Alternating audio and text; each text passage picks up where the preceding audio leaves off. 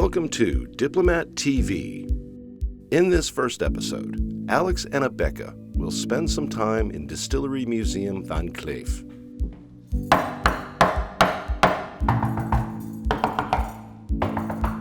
It's an interesting question. When did you start? Well, as many good things in life, it was purely by accident that I arrived here, and I will tell you a little bit more about it, but this is actually a voluntarily project that completely got out of hand. Young Ambassador Gisela will visit the Ambassador of Mexico. I think one of the most important goals that we have had is to continue this tradition of friendship and understanding and goodwill between the Netherlands and Mexico. And I think that the most important thing is to keep in mind that Mexico has a very good friend in the Netherlands, and the Netherlands have a very good friend in Mexico. So here we are, Mondrian in the style wing. In this episode, Amy and Jirin learned a lot about the colors of Mondrian. Why did Mondrian change his name after he moved to Paris? So you can see here in the autograph the name from Mondrian with 2 A's to Mondrian. And he did that when he moved from the Netherlands to Paris to pronounce his last name, because his first name was Piet, and that's already really difficult for people who don't know the IE sound. So they would call him Piet.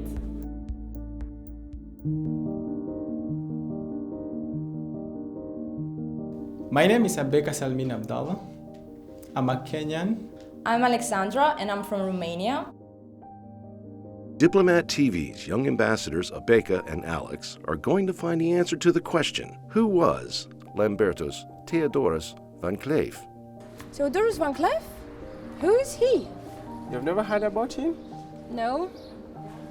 Let's take you back to the year 1842. In 1842, Lambertus Theodorus Van Cleef founded his distillery in The Hague. Nowadays, we here in the Netherlands can drink our water from the tap, but until 1874, the residents of The Hague had no access to fresh drinking water and tapped their water out of the canals, which were also the open sewer of the city.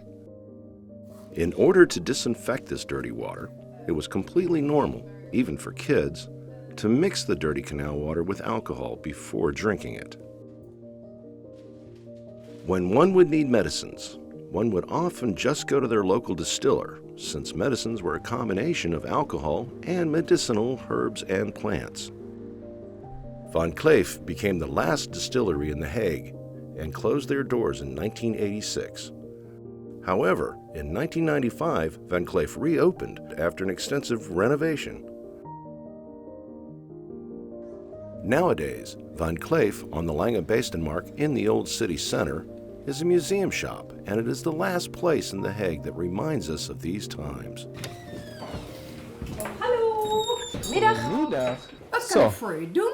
How may I help you? We would like to find out lots of information about the history of this place. No problem at all. That's what I'm here for. But to understand the history of the place and the history of the taste, we first need to try a little something. It's from The Hague, called Kruidenbagger. And then I can explain everything about the place, the history, our national drink, Geneva. But first the drink. That's how we work. Is this the one you used to give kids? Well, we used to give kids alcohol as well because there was no access to fresh drinking water. But nowadays in Holland, no more alcohol for kids. So I'll take some special items to explain you a bit more about the history of this place. Okay. Let's have a seat here. Here in the old city center, we used to have within a walking distance 14 distilleries, a lot of breweries, and there were so many because without alcohol it was impossible to survive. One of the problems being the water. Fresh drinking water in a city came from the canal, it was dirty, it had to be disinfected with something alcoholic. But then I have some labels here of products that you might not expect to find in a distillery. For instance, this. You see here Van Cleef, The Hague, but a fabric of syrups as well, lemonades. And if you can make of all these different fruits a liqueur, it's no problem to make a lemonade either. So it was produced in distilleries as a side product. And to that time, still reminds us these little things. You see here, it says Van Cleef and Son, Yeah. steam distillery, the Anchor, Yeah. and it also says Lemonade Factory. I'll open one for you. This is antique, so I'm not going to open many. This is A real straw. a real straw. In Dutch, it's called riet, the plant growing down the water. I here have another one, which might surprise you a little bit. Look at this. But this is eau de cologne. It's perfume. And perfume, of course, is made of alcohol, so that was produced in distilleries as well. And if you ever need to explain the importance of alcohol, I have a very small book which illustrates it perfectly. This is the first telephone book ever issued in The Hague. And in 1883, you can only call locally. Less than 200 people had a connection. Most important people in this book. And I'll show you something. Here you find the advertisement of Van Cleef. And this is the telephone number. Can you tell us a bit about Jenever? Like many old alcoholic beverages, Geneva as well started off as a medicine. Up there, you see young and old Geneva. And those are the most known Genevers in Holland. But the difference between the two of them is not, as the word would suspect, age, but it's the production process. Next to the old Geneva, you see korenwijn. And it's a bit up high, so I already have one here, prepared as we are today. Did you do the raw herring, the fish that we eat like this? Yeah. Yes? Yeah, but I never had the korenwijn. Well, that's No. a tradition. The fish has to swim, so after eating that, we take a shot of korenwijn. Now, I have a very important question. I know we're in a distillery for Jenever, and I see gin, a lot of gin, on your top shelf over there. What's the gin doing there? Well, I'm so glad you asked that question. I was hoping for it. You know, a lot of people think that we Dutch took the gin from the UK. And in 1688, you had in the UK the Glorious Revolution. The last Catholic king, James II, was preceded by his eldest daughter Mary. And Mary is Protestant and married to a Dutchman. He was stadtholder here. We know him as William III. In the UK, they know the same man as William of Orange. So the Genever was then introduced in the UK. And you're already having a bit trouble saying the ge, so imagine a Brit saying that. So short for Genevers became gen, in English gin.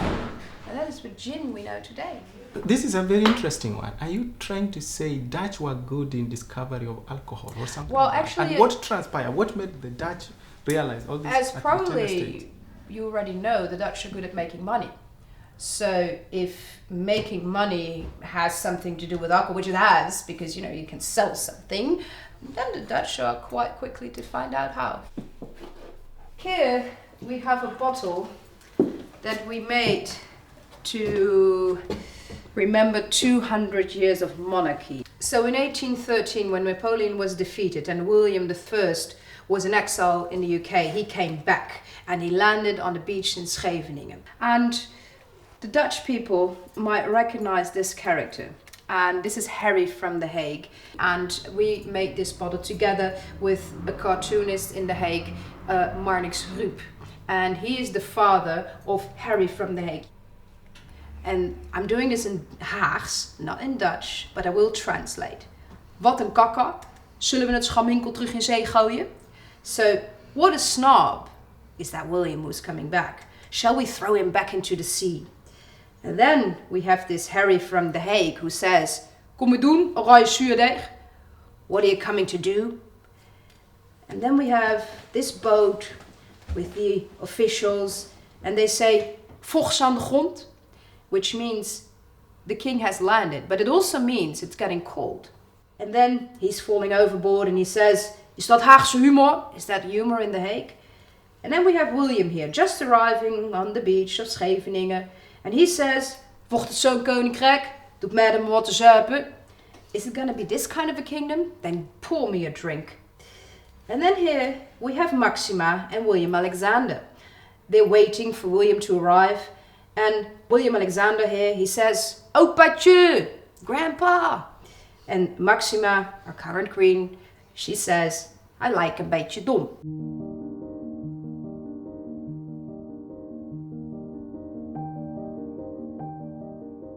Are you more interested in sweet things or strong things, or what do you like? I have strawberry, forest fruit, roses, raspberry, pear, cherry, lime, mandarin, butterscotch, caraway seed, anise, orange bitter, chocolate, peppermint, ginger, vanilla cream, coffee, almond, hazelnut cream, walnut, licorice. Anise?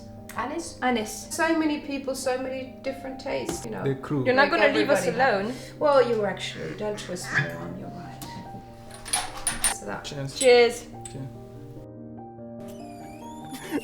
That was nice, wasn't it? Yeah, it was really nice. Thinking of that, what do you know about Mexico? Tequila, sombreros. Anything else? Oh.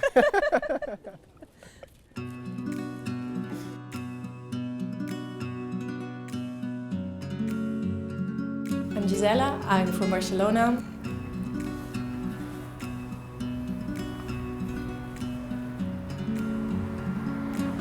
We are in front of the Embassy of Mexico.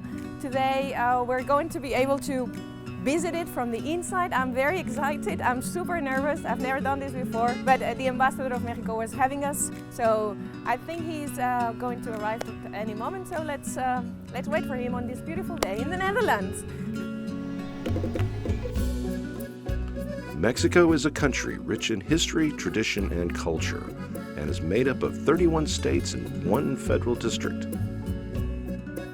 It is the third largest country in Latin America and has a population of more than 100 million people. Mexico's rural areas are still inhabited by indigenous peoples, and many of the pre-Columbian ruins, like the Mayan pyramids, still exist. Buenos días, embajador. How are you? You are on a bike, ambassador on a bike. I didn't really expect that. Always. How are you? Wow, I'm fine, thank you. Ambassador, do you like your bike? Oh, yes. And here is a gallery. As you see, the paintings of Moza Saracho. She's young and very talented. And she picked a very Dutch topic, which is the tulips. And also what we have is this beautiful patio that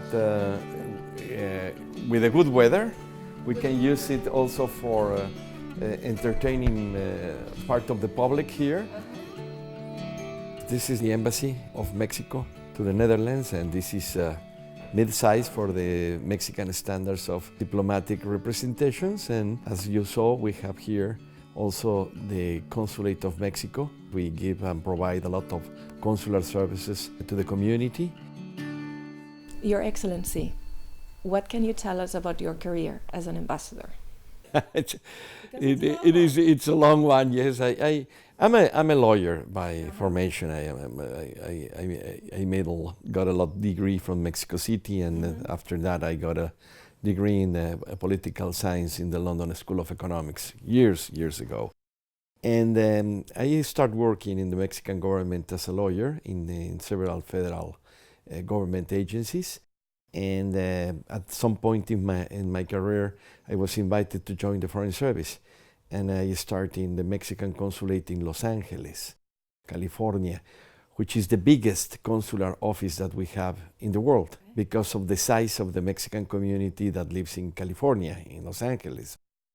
Then the government changed and I was appointed ambassador of Mexico to Guatemala, which is our southern border.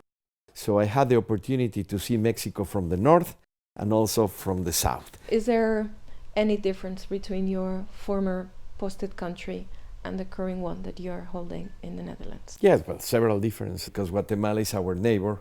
We share 1,000 kilometers of border.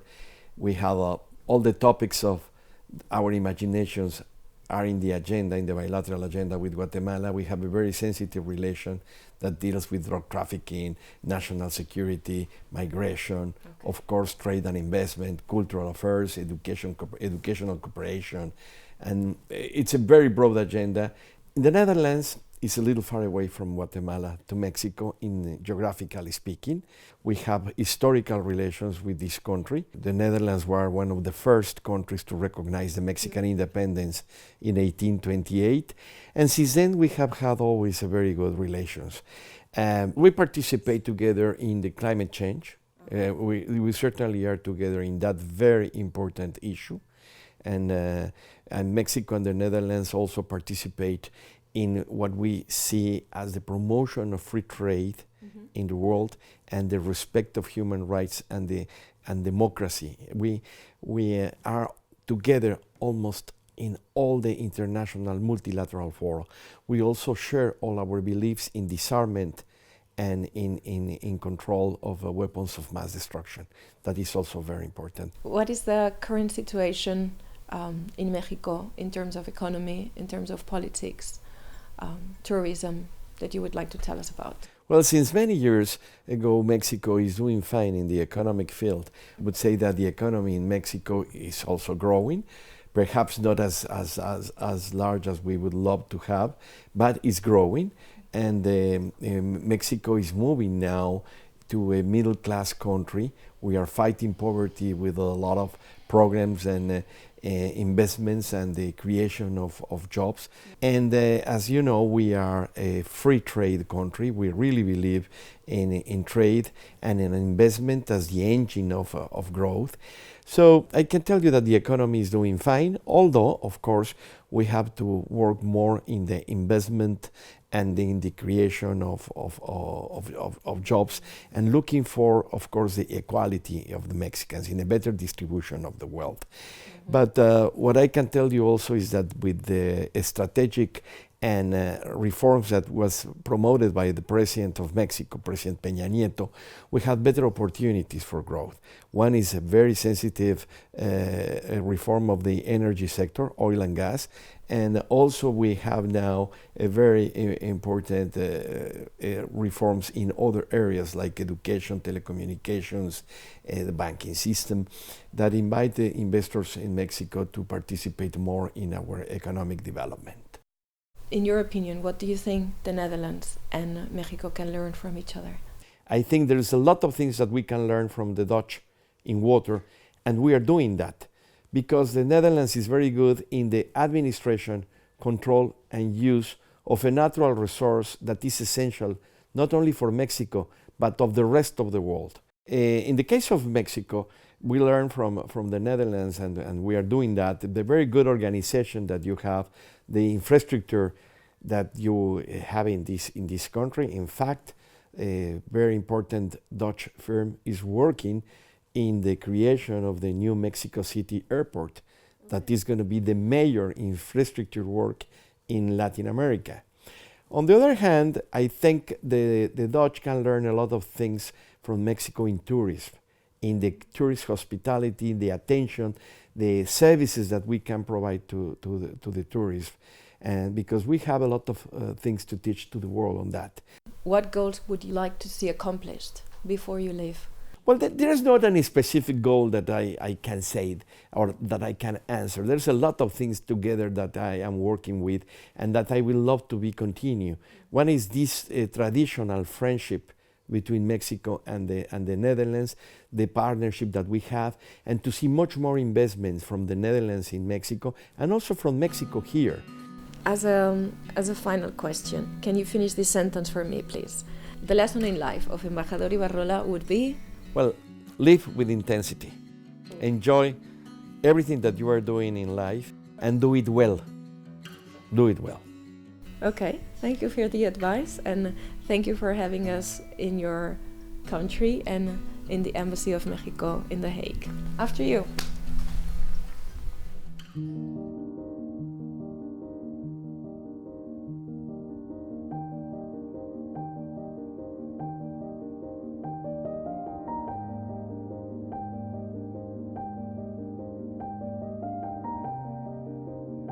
I'm Amy, I come from Egypt. My name is Jerin Mushfika Rabbani. I'm from Bangladesh. Young ambassadors Amy and Jerin discover the colors of Piet Mondrian. I like the street. What is this sign though? It's everywhere. It's everywhere in the street. Yeah. Look, it's up there too. Is it something like a national festival? Maybe. Because it's everywhere. Yeah, it's everywhere. Piet Mondrian. Piet Mondrian? Yeah. I don't know him. Yeah, me neither. Oh, it says they have his collection in the Gemeente Museum. Oh, do you want to go watch it? Yeah, sure. Okay. Piet Mondrian, original name Pieter Cornelius Mondrian, is one of the world's foremost modern artists. Born in the Netherlands on March 7, 1872, he became famous for painting in primary colors and straight lines. He paints the world as he sees it.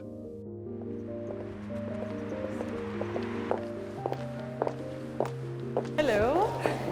I'm Jerine. I'm Lieke. Nice to meet you. Nice to meet you. Hi, I'm Amy. Nice to meet you. Nice to meet you. Welcome in the Gemeente Museum.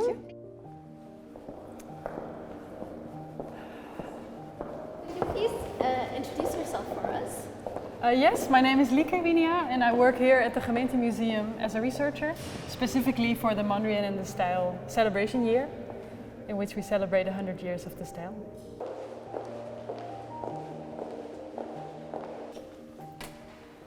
So here we are, Thank you. Mondrian and the Style wing. So this is a permanent exhibition wing that opened in 2011, and that's really truly the first home base for the style and also for Mondrian in the Netherlands. So on this wall there is a collection of early works by Mondrian, and these paintings he made after he graduated from the Arts Academy in Amsterdam. But after you graduate you have to find your own style, and for Mondrian he used a lot of landscapes to try and discover what he wanted to paint and what kind of style he wants to paint. He lived in Amsterdam, and here you see some like a city scene, so he went into the city but also outside of the city. And I think what's really nice is the variety of topics that he painted. So he paints, there's a lady doing the laundry, and here's a little laundry line. And at some point in the first decade of the 20th century, he realizes that for him it's much more about capturing the atmosphere of a particular landscape. And I think in this wall, this painting is quite crucial for that, because here it's really no longer about what he portrayed. You don't really recognize anymore what it is. It's much more about color. So you see the ochre yellow and the touches of blue and a bit of pink and reddish coming through it. So it's much more about atmosphere and experience that he captured here. Like I said, he's more free to express himself in these paintings.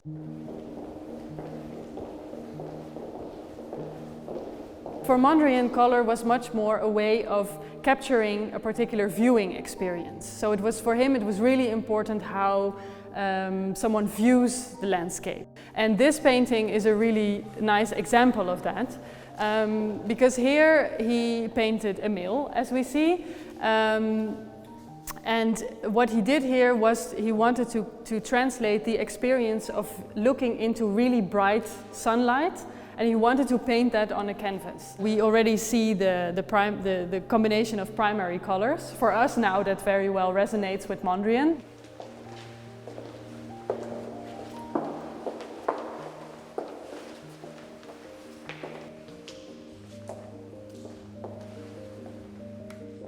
Here we have two apple trees that he painted. It's a very well-known motif that Mondrian used. Yeah, so if you compare the two paintings, what's really nice is that here you see very well that Mondrian reached a new invention, so to say, that the difference between foreground and background becomes minimal. Here's the Grey Tree from 1911, and that's the last painting that he made when he was still in the Netherlands. In 1911, Mondrian decided, if I want to make a new art, then I have to be there where the new things emerge and where they are initiated. And at that time, for the visual arts, that was Paris. He was 39 years old and he was engaged to a woman in the Netherlands, but he decided, no, if I want to make this new art, I should not be distracted by any woman on my side. So he quit his engagement and he cancelled his rent and he moved to Paris early 1912.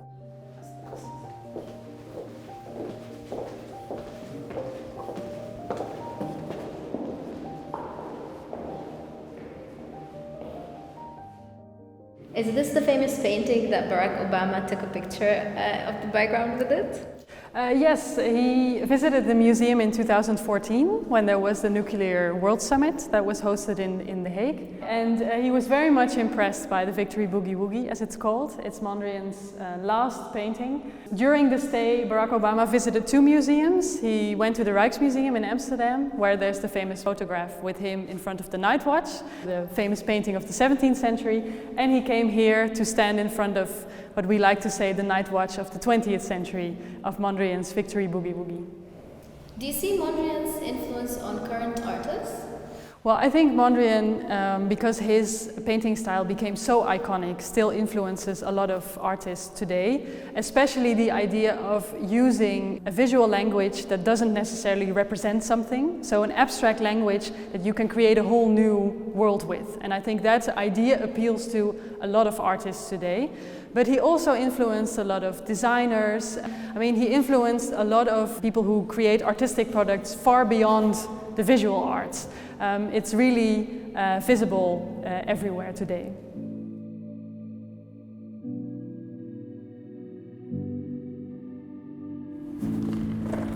So, did you like exploring Mondrian's art today? Yeah, I really loved it because those colors are so nice and I never knew what those were. And I love that the culture is mixed with the whole city and that everybody is participating in it. And you? It was really eye-opening. I've always seen the art of Mondrian everywhere, but I didn't understand what was it. It was eye-opening. Shall we sit? Yeah. Thanks for watching Diplomat TV. For any feedback, ideas, or suggestions about our program, please email us at contact@diplomattv.com. We look forward to hearing from you. See you back next episode.